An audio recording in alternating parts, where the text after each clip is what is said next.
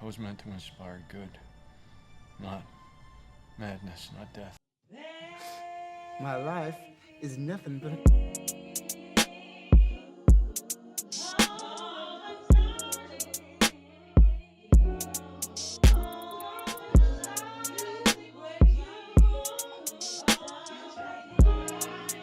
If you never written a book before or never thought you could, your life is one. Just think about this. If you ever sat down and documented everything you've been through, everything you endured and overcame, you end up with more than just a few pages. Now ask yourself, who wrote your story? Was it before you wrote it down, or was it before you were born? You were God. It was both.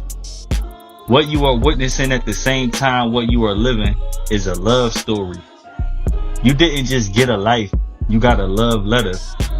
Most people can see the love but can't understand it because they haven't lived your life, so they wouldn't understand. Sometimes even you may not understand, that's how deep it is, but truly you are blessed when you have a real testimony. Every moment you live becomes another line in a story that was already written. You're not just living, you're replying to the author. He gave you a story strong enough to breathe life into someone else. Have you ever talked to someone and seen them cry? And that's why you are hated, separated, isolated, all the above, because of the love that God has for you. You got to understand, God will sometimes use signs to communicate. A sign has legitimacy. It can be considered a real thing. Your life is very real. What you are going through is very real. What you have to talk about is very real. What you have to preach about is very real. What you have to offer is very real. And you look around you, everything is fake. You can't tell me you're not favored. The love is real. And because of that love, they call you crazy. But he never let you go. You got hurt. You woke up. He took the pain away. They cast spells and did rituals. Nothing happened.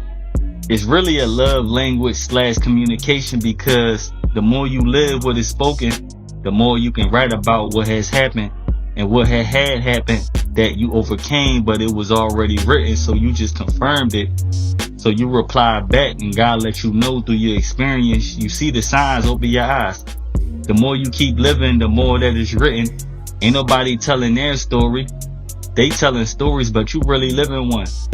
Every time you endure, every time you rise, every time you recognize the signs, you're saying back to God, I see it, I get it, I'm still here. If you weren't loved, they wouldn't care. People wouldn't be paying you any mind. They wouldn't feel the need to try to sabotage. They would leave you alone and sabotage yourself, but they can't, because they can't risk you changing somebody else's life. They can't take that risk of you giving that same love that God has for you, then revealing it to them, someone else, that you fill them up, and then they see who you truly are. You set another soul free, and that's what they fear. Because your life, your pain, your healing, your story is proof that the love is real. That is why it's hard for the enemy to have you in fear. I don't live in fear. You know, I'm bold. I'm not afraid of my targeting. It's nothing scary to me.